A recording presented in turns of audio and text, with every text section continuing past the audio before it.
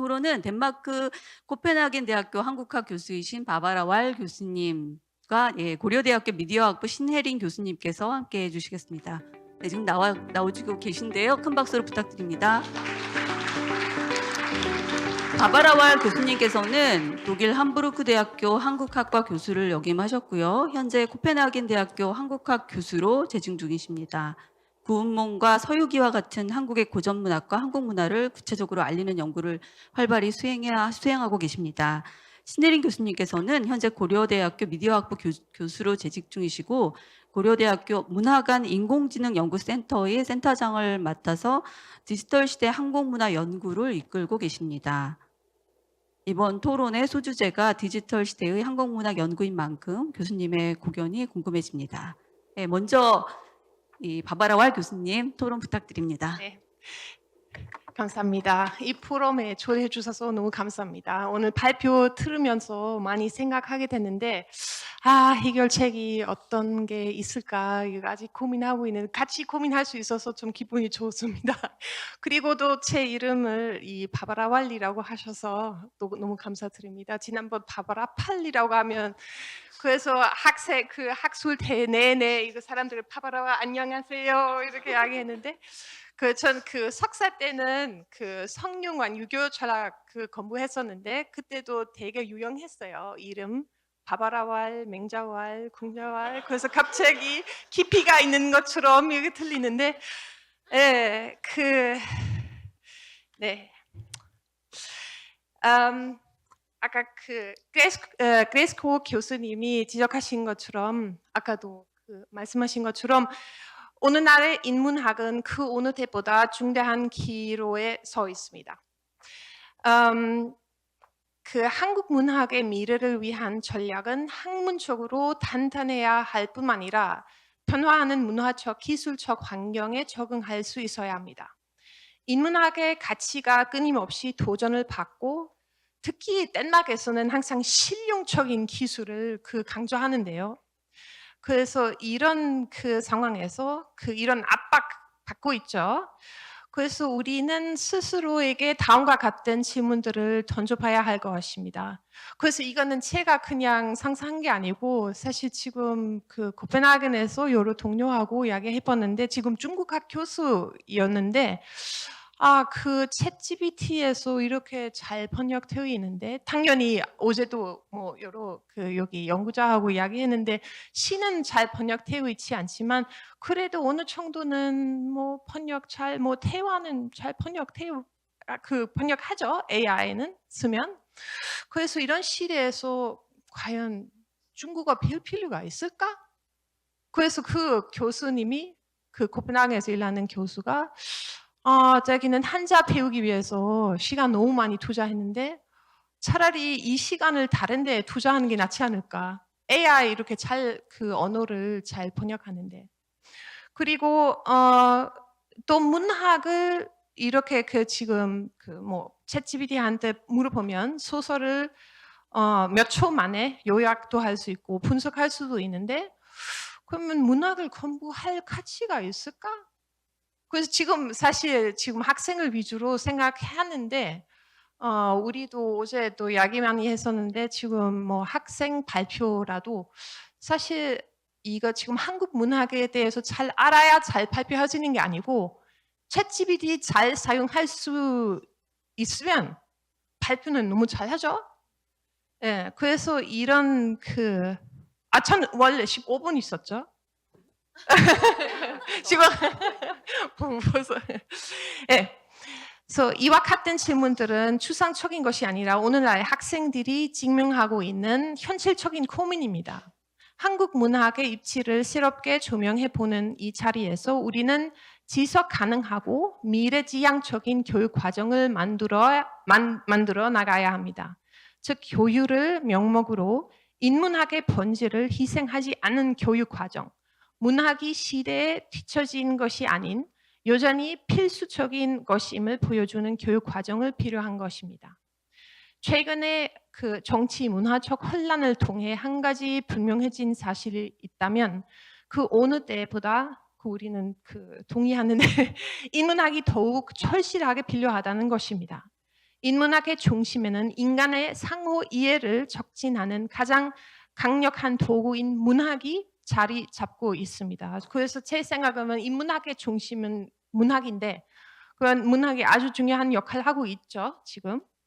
그래서 청구만으로는 서로를 이해할 수는 없습니다. 소통, 공감, 존중, 대체로 각자의 선입견에 의해 형성된 편견으로 밝혀질 오래된 동념의 의문을 제기할 수 있는 의지가 필요합니다. 그 문학은 인문학의 기초가 됩니다. 그렇다면 우리의 질문은 문학이 여전히 중요한가가 아닌 문학의 생명력을 어떻게 유지할 것인가가 되어야 합니다. 그래서 지금 조금 한국 문학 연구의 탄탄한 기반을 구축한 방법에 관한 견해를 비력하기에 앞서 개인적인 배경에 대해서 간략하게 소개하고자 합니다. 소아스에서 23년의 시간을 보내는 그레이스 고 교수님이 비하면 코펜하겐에서 8년만 갈치 나의 경험은 상대적으로 일천합니다. 덴마크의 경우 일본과 중국학이 전통적으로 탄탄하게 자리 잡은 반면 한국학은 여전히 문화적으로 낯설게 여겨집니다. 덴마크 사람의 눈으로 봤을 때는 한국은 동아시아에서 가장 이국적인 국가 중에 하나입니다. 일본하고 중국보다 훨씬 더.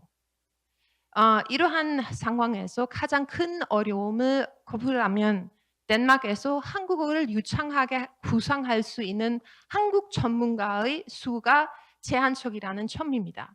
그래서 미디어를 틀으면 라디오에서 자주 이렇게 한국 전문가 나오는데 윤석열이라는 이름도 정확하게 발음할 수 있는 사람 한 명도 없습니다.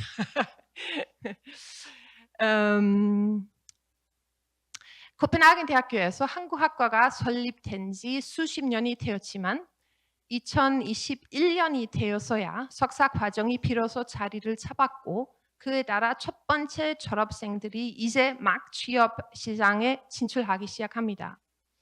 이러한 이유로 인해 덴마크어로 번역된 한국 문학 작품은 대부분 한국어 원문이 아닌 영문판을 기준으로 중력 relay translation 된 것입니다. 덴마크어 사용자는 세계적으로 몇 명 될까요? 덴마크어 사용자 많지는 않아요.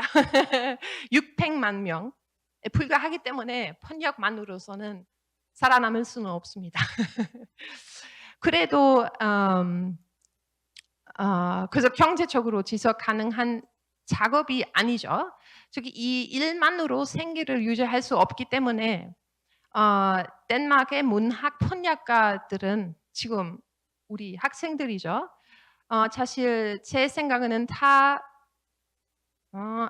문화적 이렇게 이야기했는데 그 문화적 영이라고 해야 할 것입니다. 이들은 톤이 아닌 즉 문화적 이해와 대화, 문학의 지평을 넓히는 일에 자신의 시간과 열정을 쏟는 사람들입니다. 우리가 진정으로 끈질긴 동양주의적 편견을 극복하고 한국에 대한 이해를 촉진하고자 한다면 언어와 미묘한 문맥, 문화적 맥락을 직접 경험한 이들이 한국 문학을 덴마크어로 옮기는 작업을 지원하고 독려할 필요가 있습니다. 이에 토론자는 미래의 한국 문학 연구를 위한 기틀을 마련할 수 있는 방안으로 다음에 두 가지 전략을 제시하고자 합니다. 그래서 한 가지 전략은 한국학 내의 한국 문학, 그래서 두 번째 전략은 문학 연구 내의 한국 문학. 그 한국 문학 연구의 중심은 당연히 한국학이라고 생각합니다.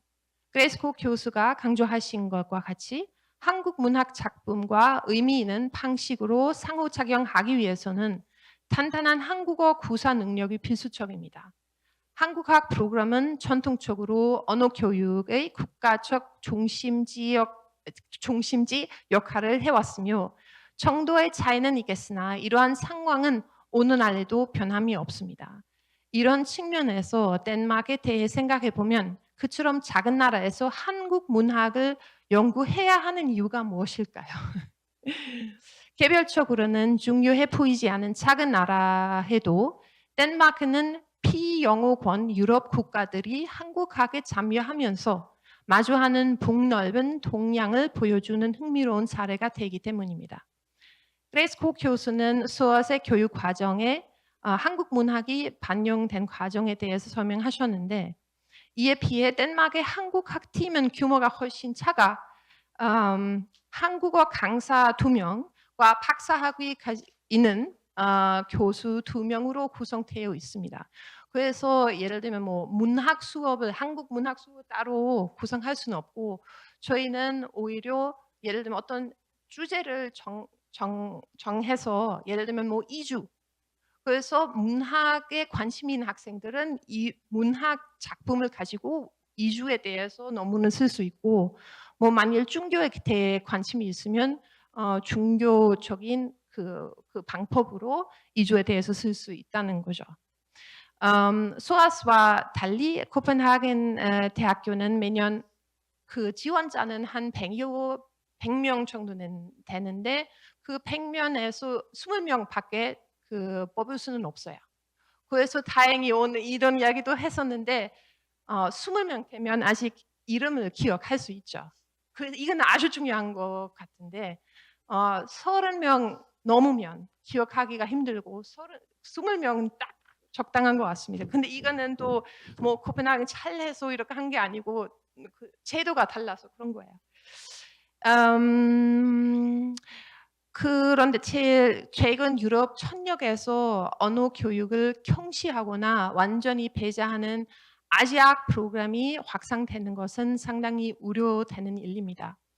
아까도 서여명 그 교수님 그 말씀하셨는데 이거하고도 제 생각에는 조금 지원비는 오히려 파괴 아니면 부정적인 영향을 끼칠 수 있다고 말씀하셨잖아요. 저도 동감합니다.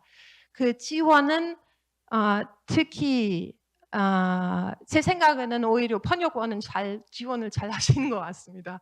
왜냐하면 언어를 중시하시기 때문에 이거 괜찮은데 그 아까도 한중연 뭐 다른 기관을 그 말씀하시면 좀 언어 지금 한국어 없는 한국학도 있잖아요. 그래서 한국학 하는데 모든 거 타영으로 하는 이런 그래서 제 생각에는 한국어 빠지면 한국학 깊이 있는 한국학이 될 수는 없죠. 그래도 영어가 빠지면 그래도 지원금 받는다면 이게 한국학 되는 거죠. 그래서 결국은 깊이 없는 한국학이 발전하는데 그 오래 발전도 못하죠. 예, 그래서 이런 게 또 좀 걱정되는데 그 아까 안드레아 시어막 교수님도 말씀하신 것처럼 뭐 디지털 시대라고 하지만 평등하지는 않죠. 접속이. 그래서 뭐 유럽에서는 조금 그 돈이 있는 대학은 뭐 DBP야, KISS 이런 거 다 접속할 수 있는데 돈이 없는 대학은 접속할 수 없죠. 그래서 당연히 수준이 떨어지고 이거 머리가 나빠서 그런 게 아니고 환경이 안 좋아서 그런 거잖아요.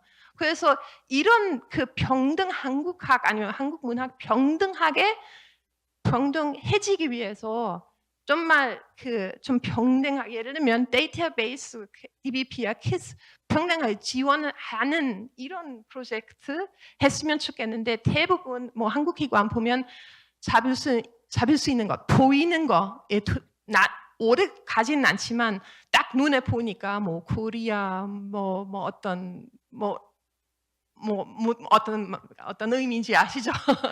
근데 사실 만일 데이터베이스 지원한다면 좀 오래 가죠. 많은 것도 혜택 받을 수 있고 제가 너무 그래서 이거 그 전략 한 가지 전략은 한국학 안에 한국 문학 그러면 한국어가 기초되는 탄탄한 그 한국어 실력이 그 기초가 되는 한국 문학 교육. 그 또 가지 한 방법은 문학 연구 내의 한국 문학. 그래서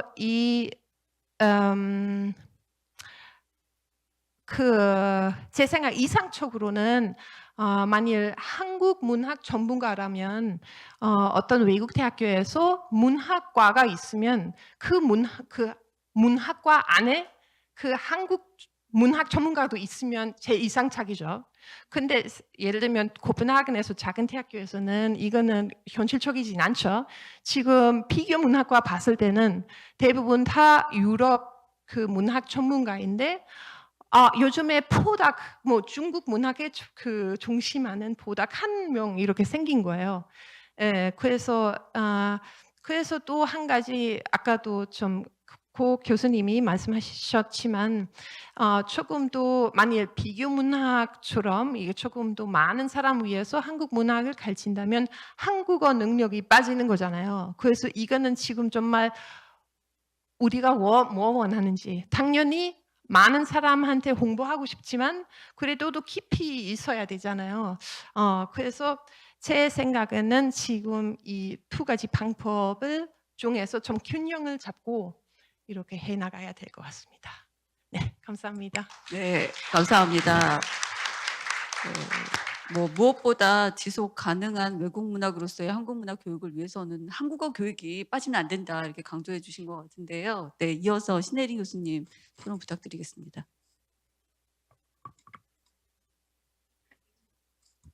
네. 네. 안녕하세요. 네, 고대 미디어 대학의 신혜린입니다. 이렇게 뜻깊고 또 중요한 자리에 이렇게 참여하고 기여할 수 있게 해주셔서 진심으로 감사드립니다. 그리고 고 교수님 귀한 발표랑 또 알 교수님 멋진 이 리스폰스 너무 잘 들었습니다. 시간도 그렇지만 제 이 토론문의 앞부분은 너무 좋았다, 막 너무 공감한다 이런 내용이어서요. 그래서 사실 그렇게 중요한 내용이 아니라 이걸 건너뛰고 두 가지 질문으로 넘어가면서 사실 두 분 말씀 들으면서 오히려 되게 떠오른 생각이랑 너무 공감점이 있어서 그것만 몇 가지 말하고 끝내도록 하겠습니다. 일단 지금 고대에서 국제학예대학 수업을 하고 있는데요. 전 세계에서 학생들이 오거든요. 근데 여기에 왜 와서 이걸 왜 하고 있니? 이렇게 더운데 라고 물어보면 한국이 힙해서 왔대요. 근데 정말 아니 언제 이런 세상이 막 이런 생각도 들고 네. 뭐 한국 문학에서부터 드라마에서부터 뭐 그 외 문화 콘텐츠까지 저보다 훨씬 잘 알더라고요. 그리고 서울 시내 온 동네 카페도 다 알고 있고 해서 제가 대학 다닐 때는 한국을 모르거나 아니면 남한, 북한 어느 쪽에서 왔는지 꼭 물어보고 이러던 시절인데다 10년 전에 학예대학 할 때만 하더라도 한국에 왜 왔니? 하면 다 신촌 얘기만 했습니다. 근데 안암동도 오고 이런 걸 보면 세상이 많이 바뀌었다는 정말 생각이 드는데요.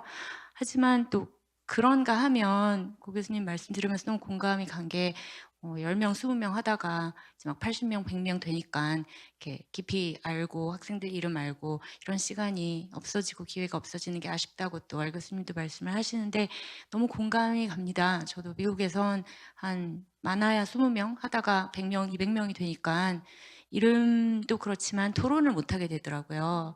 그래서 아까 말 교수님께서 말씀하신 그 깊이 없는 내지는 좀 superficial한 그러한 교육이 되는 게 아닌가 아쉽다라는 아쉬움을 저도 한국 미디어의 수업 현장에서 좀 느끼고 있는데요.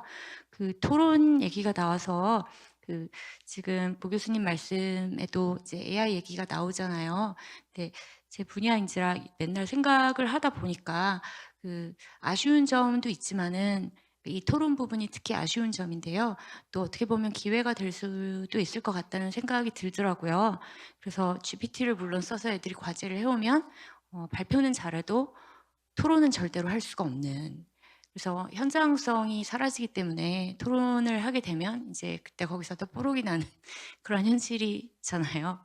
그리고 또 GPT로 번역을 하면 이제 모델마다 언어 모델은 모델마다 다 문체 시그니처가 있으니까 어토마크를 보지 않더라도 뽀록이 날 뿐이 아니라 장기적으로는 문체에 일단 맛도 없고 그리고 긴 거는 통번역을 하지 못하기 때문에 일관성도 없고 그래서 번역 부문에서 뭐 AI 때문에 뭐 대체되는 게 아닌가 하는 얘기도 나오고 쉽게 하는 거 아닌가 하는 얘기도 나오는데 어떻게 보면 현 시점의 언어 모델의 상태를 감안을 하면 많은 사람들이 남한테 말하지 않고 초벌 번역을 AI로 하더라도 사실은 번역에서 오히려 어떤 점이 중요한지를 되새겨볼 수 있는 그런 기회가 될 수 있는 것 같아요. 왜냐하면 정말 좋은 번역에서 우리가 중요하다고 생각하고 향유하는 그런 지점들을 아직 해내지 못하고 있기 때문에 사실 뭐 누가 하느냐가 중요하다기보다는 아웃풋이랑 향유 경험이 중요한 것 같은데요. 그래서 그런 측면에서 이 위기가 또 기회이기도 하고 향유의 순간이기도 하다는 생각을 하게 되더라고요. 그래서 그걸로 가름을 하고 두 가지 질문으로 넘어가겠습니다. 그래서 먼저 교육의 지속 가능성을 높이기 위해서 디지털 도구를 적극적으로 이용하는 방안에 대해서 여쭤보고 싶었어요. AI 활용에 따른 표절 문제랑 뭐 참평가의 필요성을 언급을 하셨는데요. 학생이 주도하고 상호작용하는 그런 교육은 이런 디지털 도구를 실험하기에 적합한 환경이 되는 것 같아요. 그래서 저는 AI 윤리와 한국학을 연구하고 가르치니까 학생들로 하여금 생성형 AI 도구를 활용을 해서 알고리즘 편향, 뭐 문화간 감수성 부족 문제 의 주제를 한번 같이 해보자고 한 결과 오히려 생산적인 그런 결과가 나오기도 하더라고요. 그래서 그 도구 자체에 대해서 도구 자체를 담론의 틀로 끌어들여서 같이 대화를 하면서 이용을 해나갈 수 있는 그런 방안도 있지 않을까 하는 생각을 해봤고요. 그래서 광범위한 시각에서 볼 때 특히 정규 프로그램 운영 지원이 부족한 기관들이 한국문화교육에서 이 한계를 극복을 하고 지리적인 아까 왈 교수님도 말씀하신 리소스 문제라든지 이런 극복을 하고 교육의 질을 높일 수 있도록 뭐 독서 그룹, 뭐 가상 독서 그룹, 아니면 뭐 국가 간 공동 교육 세미나 등등등 AI를 활용한 비교 문학 분석 뭐 이런 방법들이 있지 않을까, 어떤 기여가 가능할까 하고 여쭙고 싶었고요. 두 번째는 또 한국어가 모국어가 아니거나 사전에 한국어를 배워본 적이 없는 학생들한테 어떻게 교육의 진입 장벽을 낮출 것인가 하는 생각을 해봤는데요. 이는 또 아까 왈 교수님께서 말씀하신 그런 한계, 하지만 또 한편으로는 기회로 이어질 수 있지 않을까 하는 생각이 들었어요. 그래서 디지털 AI 활용법에 대한 적절한 교육을 수반을 하고 학생과 교육자 모두 이 여러 가지 지금 available한 통번역 도구를 수업에서 어떻게 쓰는지, 왜 그렇게 되는지 알고서 리터러시를 병행을 하면서 적절히 활용을 한다면 학습 특히 초기 단계에서 학생들의 불안감을 좀 줄이고 장벽을 낮추고 흥미를 돋울 수도 있지 않을까 하는 생각을 해봤고요. 그리고 마지막으로 한국문학 연구가 지속되기 위해서 학계 외부의 이해관계자들이 어떤 역할을 할 수 있는지, 왜냐하면 인문학 위기 얘기를 아까 말씀을 해주셨는데 사실 어디서나 약간 그런 얘기가 나와서 너무 슬픈 것 같아요. 그래서 네, 뭐 미국, 한국 어디나 공이 그래서 뭐 인문학 쪽은 PhD도 자꾸 줄이고 돈 안 번다고 돈도 안 주고 네, 스템식으로 막 논문으로 평가하고 이런 슬픔을 네. 그래서 아까 서 교수님 말씀을 들으면서도 너무 막 공감을 하면서 들었습니다. 그래서 교수님께서 출판사 그리고 문화기관 번역가들이 협력해온 활동을 보면 한국문학이 대학이라는 경계를 넘어서 얼마나 역동적으로 확장되고 있는지 알 수 있다고 보여주셨잖아요. 그래서 이런 외부 협업이 단지 부차적 활동이 아니라 학생들이 사고하고 글을 쓰며 번역을 하는 데 있어서 핵심적인 교육 과정의 일부가 되려면 어떤 것이 필요할지 혹시 평소에 생각하신 바가 있으시면 너무 궁금하고요.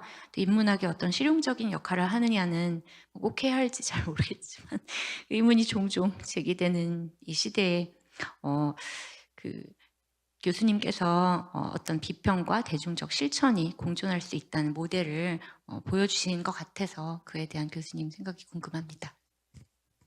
네, 감사합니다. 교육 대상의 확대와 교육의 내용의 질을 어떻게 높일 것인가, 이 양자 사이의 갈등을 어떻게 해결할 것인가에 대해서 질문을 좀 해주시고 있는 것 같은데요. 네, 제가 시간이 조금 지체된 관계로 짧게 요약을 하고 바로 네, 질의에 대해서 응답을 해주시면 좋겠습니다. 네, 부탁드립니다. 네. 죄송합니다. 예. 감사합니다. 두 분 정말 너무 좋은 그런 리스폰스 페이퍼 그다음에 질문들 감사드립니다. 저기 제가 그러니까 시간이 50 분이구나. 오케이. 예. 예. 예. 그래서 먼저 바버라 왈 교수님 부럽습니다. 그 20 명 딱 캡되는 시스템. 그거 그게 제가 저희 학교에서는 계속 얘기하고 있거든요. 그런데 역시 재정적으로 교육기관에서 힘들면은 그게 아무리 이제 교육적으로 우리가 막 이렇게 좀 제시를 하고 해도 그게 쉽지 않더라고요. 근데 두 분 말씀께서는 그 한국어 교육의 중요성 저도 정말 절실히 거기에 동의합니다. 그래서 아까 전에 인제 신혜린 교수님께서 인제 딱 짚어서 질문을 하신 거 그러니까 이 정말 모국어가 아닌 한국어가 모국어가 아닌 그런 학생들한테 그 한국어를 어떤 식으로 그러니까 정말 교육을 할 수 있을까? 특히 퀄리티를 너무 늦추지 않고 그래서 그런 거에 대해서도 제가 아까 전에 발표했듯이 저희 학교 지난 20 년간 저희가 그거를 경험한 바로는 한때는 정말 더 많은 시간을 가지고 저희 학교에서 먼저 인제 한국어 교육을 하고 인제 학생들이 인제 필수로 그때는 2 학년이었고 지금은 3 학년 때 인제 1 년간 꼭 한국에서 인제 언어 교육을 필수적으로 하게 됩니다. 그래서 인제 그런 프로그램 그게 필수 과정이거든요. 그래서 한때는 고려대학교하고 학생 수가 적었을 때는 무조건 거기 인제 그 언어 교육과에 가서 인제 2 학년 때 intensive language만 인제 하게 됐거든요. 그래서 그게 참 도움이 많이 됐어요. 일단 한국에 와서 애들이 이렇게 공부를 하고 그리고 가만히 지난 몇 년간에 저희가 3 학년으로 바꿨어요. 다른 언어들은 3 학년 때 보낸다 그래 가지고 근데 사실 저는 2 학년 때 보냈던 게 좋았던 것 같아요. 왜냐면 애들도 인제 그러면 1 학년 때 힘들 때 정말 초급어 이렇게 인텐시브하게 할 때 정말 쉽지 않더라고요. 그 한국어 선생님도 아시겠지만 예. 그런데 인제 딱 애들이 그러면은 2 학년 때 딱 한국에 와서 벌써 돌아오면은 컨피던스도 생기고 인제 얘기도 하고 그래서 인제 그러면 인제 저희 학교에서 정말 인제 원문을 읽으면서 가르쳐 줄 수 있는 그런 거를 할 수 있었는데 어 최근에는 또 저희가 또 학교에서 가르치는 언어 교육 시간도 줄어들었어요. 그러니까 그런 얘기가 많이 나오고 있어요. 이 quality 질 그다음에 again sustainability. 그러면 선생님들 뭐 이렇게 많은 시간에 그렇게 투자하는 게 학교 차원에서는 그게 정말 뭐 정말 이렇게 sustainable한가 인제 그런 얘기가 나오는데 그래서 이거를 고민하면서 지금 특히 이제 재정적으로 제한이 있거나 이제 체계적으로 제한이 있을 때는 우리가 열심히 일단 싸워 보다가 안 될 경우에는 '어떻게 할까?' 생각을 했는데 이럴수록 제가 느낀 거는 한국이 지금 정말 또 많이 발전을 하고 대학교들도 많이 인제 외국인 학생들도 많이 들어오고 프로그램도 많이 이렇게 개설을 해 가지고 앞으로는 정말 더더욱 이런 공동 프로그램을 저희가 잘 활용을 하는 게 방법일 것 같아요. 그러니까 영국 같은 경우에는 저희 영국이 최근에 학비가 막 올라 가지고 학비도 비싸요. 그래서 학생들한테도 미안해요 사실. 근데 한국은 보니까 저 최근에 알았어요. 그 학비가 그때 이명박 대통령 때부터 freeze 해 가지고 학비가 되게 저렴하더라고요. 그러니까 또 학생들이 또 여기에 오면은 그런 이익도 있지만은 물론 이제 한국에 있으면서 공부를 하니까. 그래서 근데 한국에 또 인제 계신 선생님들하고 인제 얘기를 할 때는 그래도 이런 세계화 시대에 우리 학생들이 뭐 예를 들어서 영국이나 유럽이나 미국이나 가서 그 상황 현황에서의 인제 한국 문학을 어떻게 이해하고 얘기를 하는지 그런 경험이 너무너무 정말 필요하다라고 말씀을 하시는데 그러면은 정말 저희가 어떻게 공동 프로그램 일이 많지만은 최대한 방안으로 그러면 언어 교육 같은 경우에는 인제 한국에 와서 우리가 막 어렵게 할 필요 없이 한국에서 가장 잘 할 수 있는 것들을 인제 와서 여기 살면서 그렇게 하면서 쪼끔 이렇게 키워가고 그리고 또 우리 외국에 있는 대학교들은 우리가 또 인제 제공해 줄 수 있는 여기 한국 대학교에서 제공해 주지 못하는 그런 것들을 중점적으로 잘 이제 생각을 이렇게 해 가지고 그런 식으로 하는 방법이 정말 가장 앞으로 그 소위 말하는 지속 가능한 교육 과정이 되지 않을까. 그래서 사실 그게 인제 제가 발표에는 말씀 안 드렸지만 이 질문이 나올 줄 알고 이 기회에 이 방안이 있다면은 최근에 그런 생각을 많이 해서 사실 저희 소아스 대학교도 최근에 지금 한국에 있는 대학교들하고 지금 대화 중입니다. 그래서 이게 잘 개설이 되면 다른 대학교들도 이렇게 인제 한국, 영국 저희 이게 잘 되면 또 더 큰 꿈을 해 가지고 다른 데로 이렇게 연이어서 하여튼 그렇게 하는 방안이 좋지 않을까. 그러면은 굳이 퀄리티 모국어 아닌 학생들한테는 일단 한국어 교육을 좀 더 확실하게 할 수 있는 그런 기회를 주고 그리고 또 학생들한테도 우리가 얘기를 해 줘야 되는 게 제가 최근에 인제 그런 그러니까 이메일들을 많이 받아요. 이를테면은 인제 제가 영국 학생들인데 학부는 인제 영문학하고 인제 석사는 비교문학을 했다가 박사 때 인제 비교문학 한국 문학을 하고 싶다. 그러면 내가 꼭 인터뷰를 해요. 그러니까 "너 한국어 하니?" 좀 인제 self study해서 쪼끔 한다." 그래서 내가 "No."